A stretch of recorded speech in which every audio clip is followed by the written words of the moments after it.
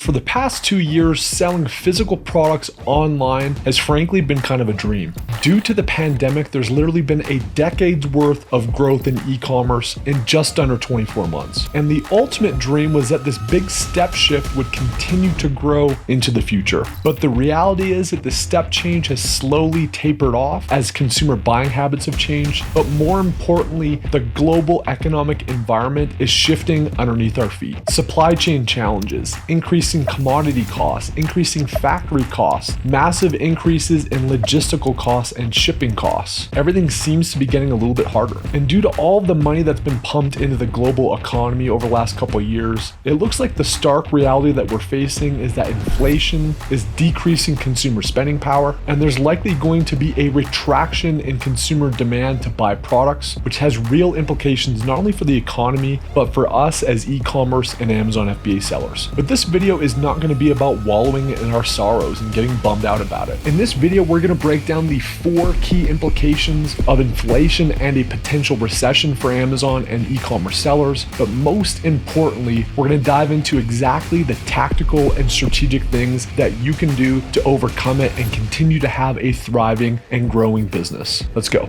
What is up, guys? Welcome to Heist. If this is your first time here, we drop videos every single Monday going into topics related to Amazon FBA and selling physical products via e-commerce. And if you've been here before, love you guys. Thanks for coming back. All right, so it's no secret that all the money that's been pumping into the economy the last couple of years has started to have some negative impacts. And you don't see things like this happen in the economy without having to take some medicine. And it looks like that's what we're facing now. As consumers, we're seeing massive inflation, which is effectively eroding the value of our dollar, meaning that we're gonna have to buy the same goods, but they're gonna cost a lot more. We've also got what looks to be the potential for a recession, or at least some headwinds here over the next 18 months. That's going to change business decisions, interest rates, and ultimately unemployment and other things that may also impact how people purchase goods, including online. And today we're going to dive into what I think are the 4 biggest implications coming out of this, what they are, what they mean, and what you can do about it. So the first thing you need to understand is most of us in the physical products game are likely sourcing and purchasing a lot of our products from factories that are based in China. And Chinese factories and the Chinese currency is the RMB. So even if you're paying in US dollars, those need to be converted to RMB. And there has been and likely will be some continued changes in what that means in terms of the value of the US dollar versus that RMB. And this one is frankly good news. So if you look at this 1-year chart, you can see what's been happening with the US dollar versus the RMB. And if we would have rewound to March 1st, you would have gotten 6.31 RMB for every 1 US dollar. And if you fast forward to just this month, June 1st, that would have been 6.67 RMB. In other words, 1 US dollar is getting you 8% more RMB on the currency exchanges. And I actually think this is going to go higher. I think that it's going to be highly likely that we see the RMB go into the 7s as we start to see things shake out. So what that means is if you're purchasing your product from China, now is the time to have active conversations and negotiations with your factory to see if you can actually get a reduction in your actual factory costs as a result of this benefit that they're seeing from the currency exchange. I've done this numerous times, and what I'm going to do in this current situation is go to my factories and see if I can't get a 1-year discount between 8 and 10% to account for the changes that have happened in RMB. And most frankly would be willing to negotiate with you, especially because of all the cost increases that we've seen that us as sellers in physical products brands has bared the burden of. Now you might say, well, what happens if it flips around, Adam? And that very well could be the case. And that's why I think talking about this in a 1-year term is the way to go, such that if it bounces back and we see this change negatively to where you're actually getting less money, they're not going to come back to you and say, hey, Adam, we need an 8 to 10% discount back. So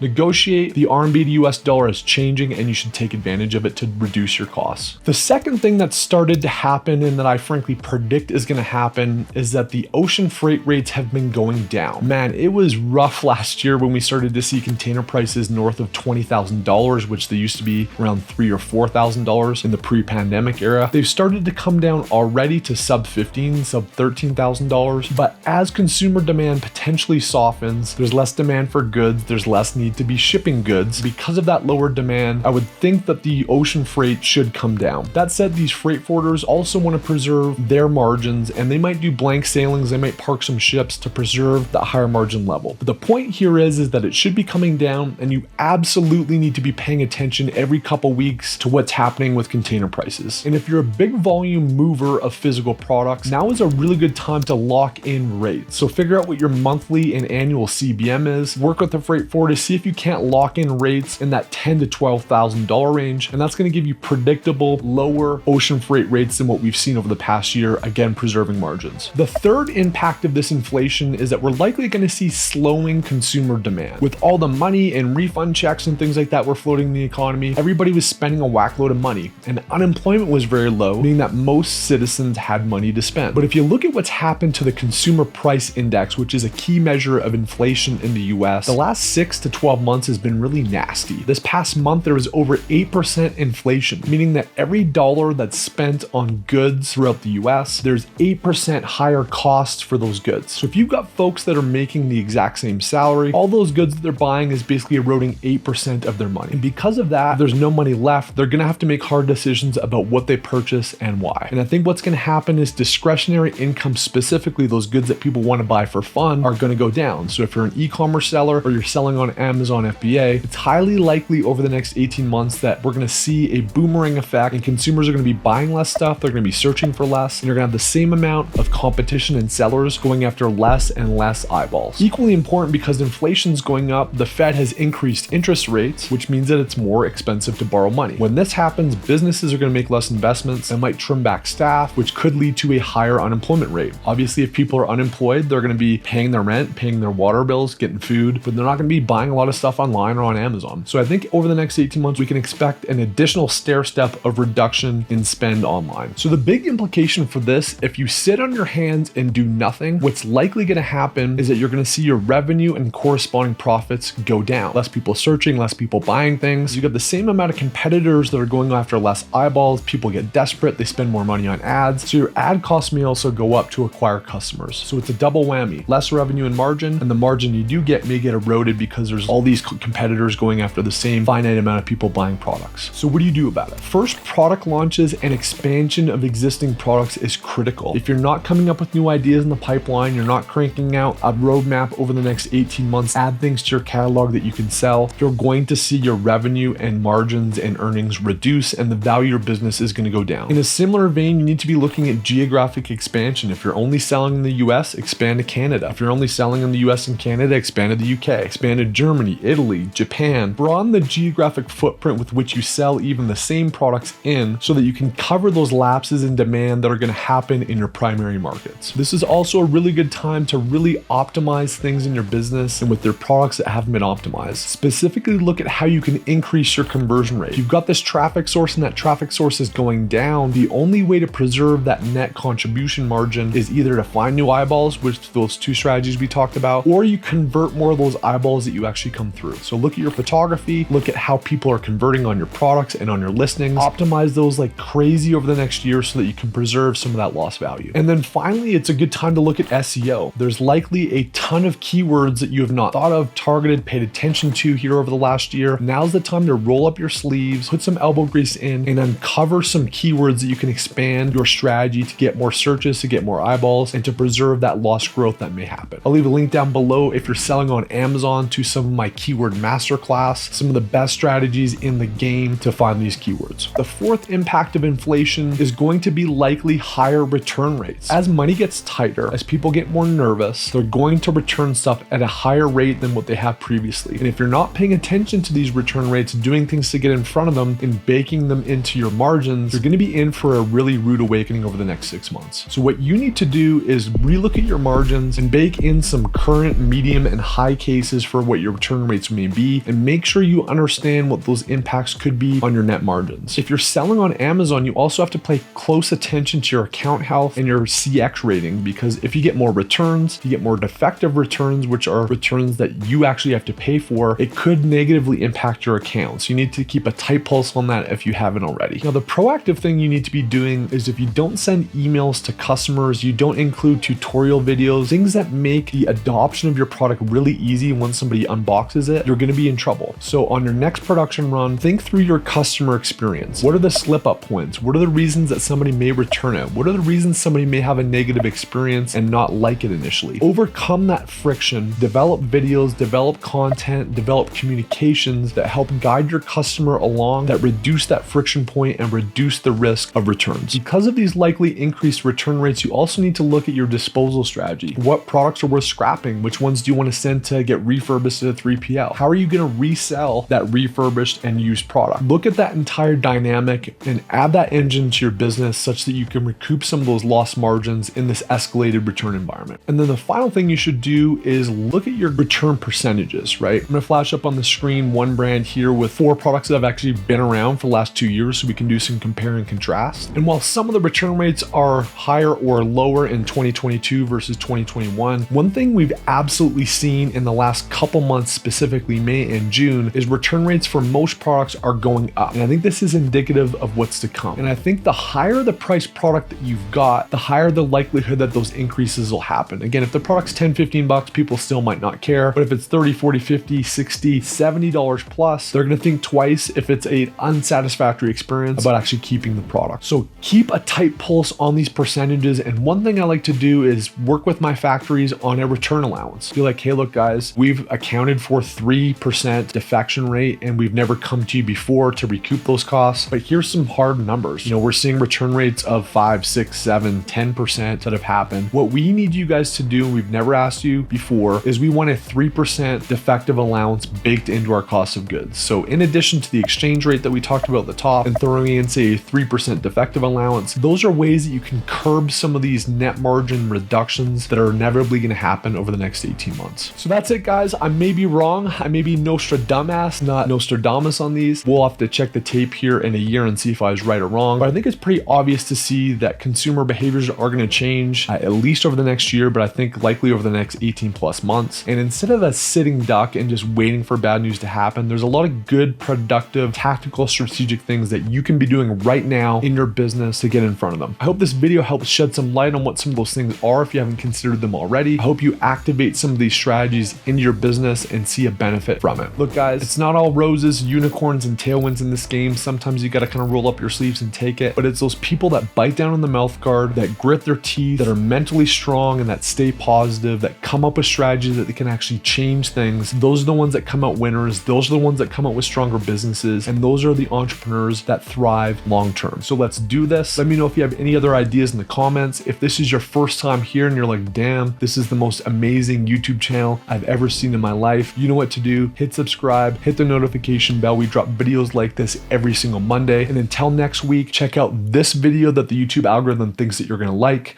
We'll see you then. Cheers.